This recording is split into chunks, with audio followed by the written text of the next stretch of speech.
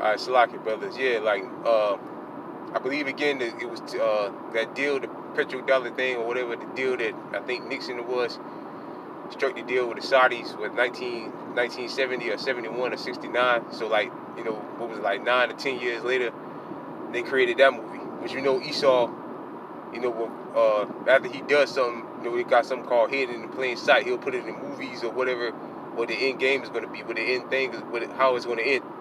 And then that movie again, they were talking about basically how the dollar was going to collapse because of the Saudis or whatever discontinuing the petrodollar or accepting other currencies outside of the petrodollar, the U.S. dollar for the oil. Which again, when you Google it, what will happen when the petrodollar collapses? All right, even Google will tell you. Google will tell you that that all the dollars will pour back into the country because nations and U.S. dollars lost like 80% of its purchasing power anyway.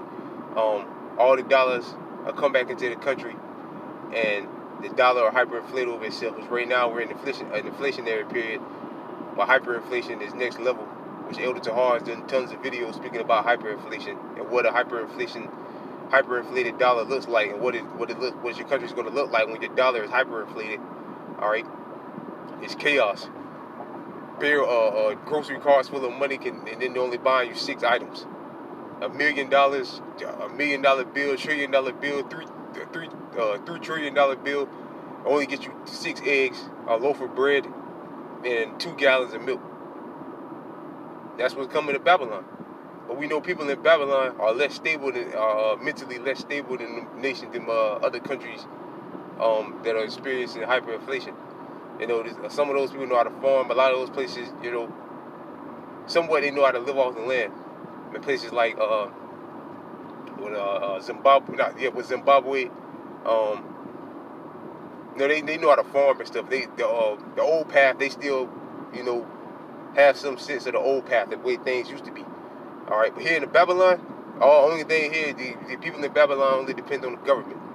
All right, so when everything goes belly up, when everything goes to shit, all right, it's like it for the language. When everything goes to hell here, all right, people are going to panic. People are going to go crazy. It's going to be chaos in the street. A lot of people are getting put to death, so on and so forth. So we know and see everything that's going on with like some of the things again I just mentioned with Saudi Arabia joining the BRICS, them dumping treasuries, the talks of which is coming, of them looking for another currency or whatever outside the U.S. dollar for the purchase of oil. All right, it's coming, and we know the dollar is going to collapse. The dollar on his way out, and we know what's coming next. Ultimately, the Qaragma. All right, and that's why through the spirit and power of Yahweh Shem Yahushua named the video, "Pray the Lord gives you the victory," or the Lord makes you victorious. All right, so I'm gonna read this. Revelation chapter 15, verse 2. And I saw is that where a sea of glass mingled with fire, and them that had gotten the victory. That's what we're looking for. We're looking to get the victory. We want the victory through the spirit and power of Yahweh Shem Yahushua. The victory over what? Over the beast and over his image, which is this system. And the most important thing, over his Qaragma. All right? That's what we want the victory over. How do you get the victory over it? By not taking it. By praying to the Lord to keep your mind stable when you don't take it. That's how you get the victory over it. All right? And over the number, ultimately being a part of the elect.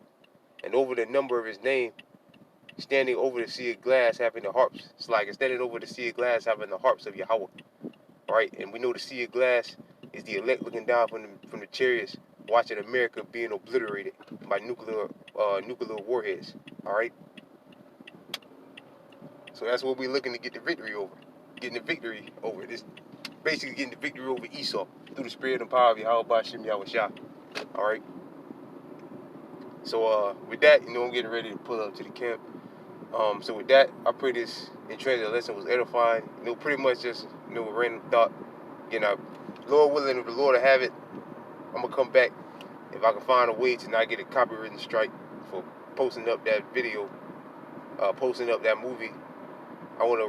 First of all, I want to watch the whole movie, Lord willing, the Lord will have it, and then speak on it.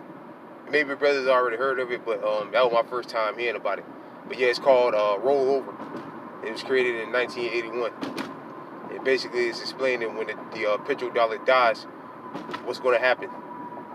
He was saying in the movie, he said that there'll be bread lines in Detroit, chaos in Pittsburgh. You know, basically all hell is going to break loose. All right, and that's what's coming when this petrodollar goes up, goes belly up, and you know, hyperinflation hits. Cause people ain't prepared for it. The people out here in America, they ain't prepared for it, man. All right, they ain't prepared for it. That's why the scripture said the day of the Lord is gonna come as the thief in the night. All right, the thief in the night, the who? The 2/3 of our people. Cause they're not prepared for anything. Only thing they're prepared for is the NFL season, which won't get you on a ship, which won't get you saved. Only thing that's gonna get you is distracted and killed. All right. So with that, I pray this lesson was edifying. I want to give all praises, honor, and glory to Yahweh, Bahashim, Yahweh Shai, Bahashim, Rakak Kodash. Double honors to my elders and apostles of Great Millstone, and peace and safety to you, brothers, that push your truth and sincerity. And with that, I'm gonna say Shalom.